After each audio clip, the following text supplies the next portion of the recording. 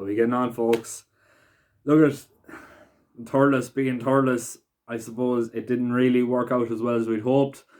An awful lot of them, I suppose, bombed out. We were very unlucky with the first, being a faller. Lord Royal, I don't know what his situation is. It was a very, very bad fall, but hopefully he is okay. Very good winner in Sayes Gold. Very comfortable winner like we predicted. I got made a fool of with presenting Percy, but look at it, I was delighted to, I suppose, see him back to his old self.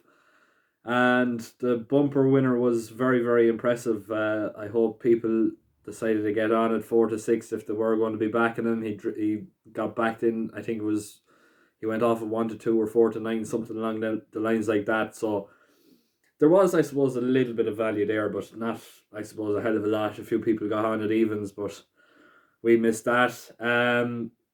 I suppose going to Gowran Park tomorrow, I think it's safe to say you can nearly call it, I suppose, Willie Mullins Park, really, at the end of the day.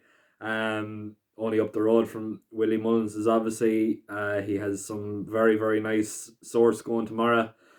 There are, I suppose, a few short prices, a few no bets. One in particular that I will go into, I suppose, detail a little bit more, but we're, I suppose, going to try and pick out as many winners as we can out of this. Not so much, I suppose, a betting point of view, but just, I suppose, more, I suppose, enjoyment really at the end of the day.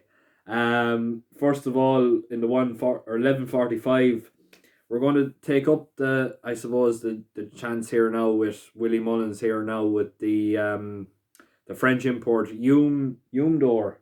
Currently priced around 4 to 6. I know, look at it's not the best value there, but overall it definitely looks to be a very, very much a shoe-in. It was a very comfortable winner in Auteuil, I think it was, over in France.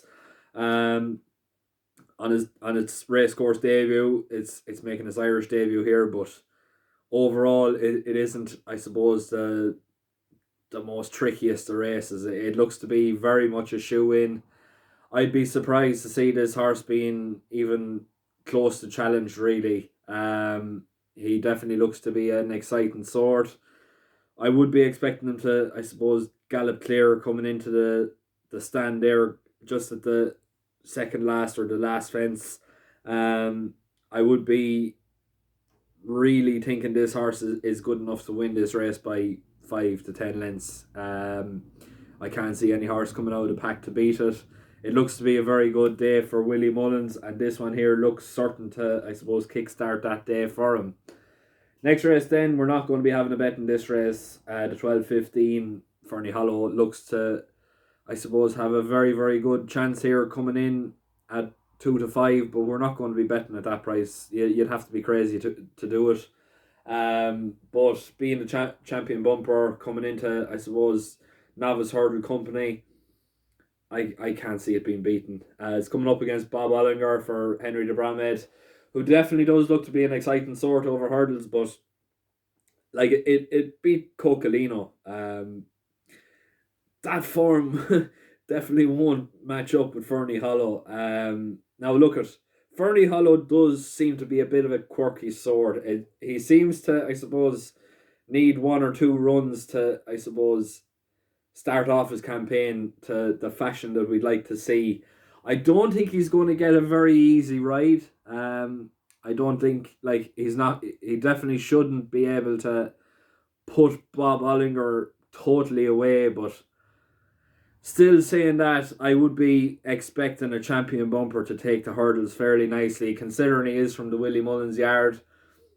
I'd be thinking that he has the capabilities of, I suppose, winning here, I suppose, at a distance of 2 to 3 lengths, being, I suppose, generous to Bob Ollinger. Cocalino's form definitely, like I said, doesn't match up to the likes of Appreciated. What's the one? It's not the Boss's Oscar, it's the other one. The name has just gone out of my head. It's the same ownership, same trainer.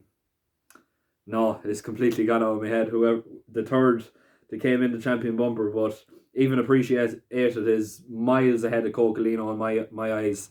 I definitely think 2 to 5, it's not worth screaming and shouting over. He should be able to polish this off fairly nicely, and like I said, make it 2 from 2 for Willie Mullins. But we're not going to be having a bet in that particular race. Now the 12:47, another exciting one here for Willie Mullins, but we are going to take it on. In fact, we're going to take it on with the nap of the day. This Mighty Blue coming in here definitely looks to be an exciting sort for Joseph O'Brien. When you put it all into perspective, I looked up the form for this, I suppose, another French import for Willie Mullins. Now, when you put it all into perspective, he beat the second horse in by 2.5 lengths. Now, that race was, I think he ran to a mark of 120, 22, 23, I think it was. I'm not 100% sure, I could be totally wrong, but I looked up the form of the second race, or the second horse. Doesn't stand. How the horse is at even money, I don't know, possibly considering the fact it is with Willie Mullins. That horse that came in second has come fourth, ninth, pulled up, fell. He hasn't even gotten into the, I suppose, the top 2 since. It doesn't look to be an overly, I suppose, strong race that this particular favourite has won. And moving on to Mighty Blue, he has to give Mighty Blue a stone in hand. Now, Mighty Blue has won over, I suppose, this sort of, well, not this sort of distance. She's what you call it. She's won on the flat, in this sort of ground. She's beaten a horse from Katie Brown's called Effernock Fizz. Now, that is a listed hurdle winner. I think, I'm not 100% sure, but I know it's definitely put up good form in listed company, and has run to a mark of 128 over hurdles, I think. Now, when you put it all into perspective, that's good enough form to win this. But on the flat, this Mighty Blue has ran to a mark of 108, which is very, very good considering that it's meeting a horse, I think, 14 odd pounds. I don't know what it is, but it's not, I suppose, surpassable really, converted to hurdles. Should it jump, it should be very hard to beat, and 9 to 4 is incredible value. I definitely think it will, I suppose, cause a little bit of a shock tomorrow, and personally speaking, 9 to 4 definitely looks to be an incredible value. Next race then, the 122, we are going to go straight from the nap to the next best. Make Good for John McConnell, currently trading around 9 to 2. This one here looked to be an exciting sort. Second to last 3 times. The last particular day, it looked to have the race in the bag when, I suppose, stepping at a hurdle. Really should be able to come on for that. It was a good learning experience that day. I definitely think it should be well capable of winning this particular race. It looks to be an exciting sort. 9 to 2 is an incredible price. Depending where you're shopping, it could be an each way price, but I think it's definitely going to be one for the win tomorrow. And John McConnell is in serious form. So it should be, I suppose, well capable of polishing off a good few of these and putting in another great run for the money. Next race then, another one of Willie Mullins is here, 157. Animix at 8 to 13 looks to be, I suppose, an interesting sort here. Is coming up against Spyglass Hill, who is a course and distance winner in this particular ground, but when you're looking for form and overall, I suppose, potential, Animix over jumps definitely looks to be a right move. It was a very impressive win last time out in Fairyhouse in January, if I'm not mistaken. It made all that day, jumped incredibly well, and won by, I think, 11 or 12 lengths, whatever it was. It was a considerable distance anyway. Very, very comfortable win that day, a very bloodless win. Shouldn't really, I suppose, have taken too much out of it. He should be well able to run fairly fresh. I'd imagine Willie Mullins has, I suppose, eyed up this particular race for quite some time. And yeah, it looks to be an exciting sort here. Overall, I think it should be able to run out a considerable, I suppose, winner. Spyglass Hill, like I said, hasn't really hit the form of late. It needs to improve its jumping massively to even figure here. 8 to 13 looks to be a generous enough price. I'd be expecting it to go into, I suppose, 4 to 7 or 1 to 2 even come race time. So when you put it all into perspective, 8 to 13 definitely looks to be, I suppose, an interesting sort of a price. Um, Next race then, the 232. It's a very open race, this one. People will be looking at a Mean, who definitely looks to be an exciting sort, but the price just doesn't really seem to. It doesn't really appeal to me, to be quite honest. I've actually gone for a course and distance winner called Fakir for Joseph O'Brien. Um, Won here in February, I think it was January or February. Um, February, I think it was the I think it was the Valentine's Day meeting, but it was a very convincing winner that particular day. It was in similar ground to what is going to be meeting tomorrow, soft to heavy, I would predict, but overall, I would be expecting another very good run. It should be able to take to the chase and fences. It looks an exciting sort. I wouldn't be going too mad, but it is 6-1, so I would be advising an each way bet if possible. Um, it definitely looks to be one that will put in a very good run. It has run well fresh before. I think it was I think it was off for a fairly decent layoff before hosing up in Gowran Park the last time, um, when partnered with Oakley Brown over hurdles. Like I said, it's taken the chase, and for today it more than likely will be a little bit novice-y, but the fact that it's going to handle the ground and definitely likes the course, it should, I suppose, be, a bit of a shorter price, and I definitely think it's overpriced and well worth getting on each way. It should be able to run into a place or two, or possibly even cause an Ergamine a few problems. Next race then, the 307, we're going to go at Exit to the West at 9-2. Looks to be an interesting sort. It was sort of flip-flopping from point to points and I suppose rules races, but it's won its last two between one point to point in Nina and another one in, or not another point to point, but a rules race in, I think it was Listowel or Killarney. But both of them were on soft to heavy ground. I would be definitely expecting to see this particular horse come on for those runs. Definitely looks to be in the form of his life.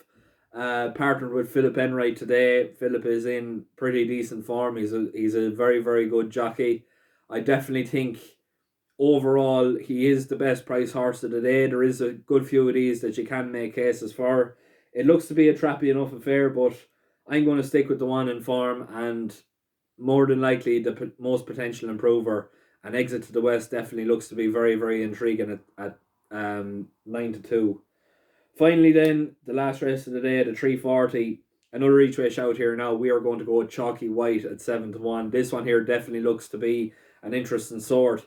It's coming in here, I suppose, at a fairly decent enough weight. It's been putting up some fairly decent runs. I think it was fourth the last two times. Not beating a million miles either. So possibly look at it, might have just needed a couple of runs to shake off a few cobwebs. It may also be, I suppose, at its limit. I don't think it is. It definitely looks to be one that has a good race in him off this sort of mark. I definitely think, look at the win is going to be coming sooner rather than later. But overall, for an each way perspective, it really is a race for an each way shout here. And Chalky White at 7-1 in this particular ground, we know he is going to handle the ground as well. It definitely looks to be an interesting sort. He's won in Thurles, off this sort of a similar mark and in similar ground conditions over this sort of a trip. So overall, look at it. It doesn't seem to be too, I suppose, hard of an ask for him to go and actually win a race. But just to be safe, I suppose 7-1 definitely looks to be an each way bet of the day. But I'm going to leave it there. It's treading on 15 minutes now. If you're going to be having the bet tomorrow, the very best of luck. Please make sure to keep liking, sharing, subscribing. We're very close to the 250 subscribers mark. That's a quarter of the way where I wanted to be anyway. I want to hit the 1,000 mark hopefully by the end of the year. Overall, look at we are, I suppose, getting to where we want to be as well, and as well as that, make sure to keep an eye out for the Irish Race an Hour, which will be going up on YouTube now on the 29th of November. So that definitely is going to be a very exciting project for us. But yeah, I'm going to leave it there. Like I said, please make sure to keep liking, sharing, subscribing. I leave a link to the website below as well. And yeah, if you're going to be having a bet tomorrow, the very best of luck. Thanks very much.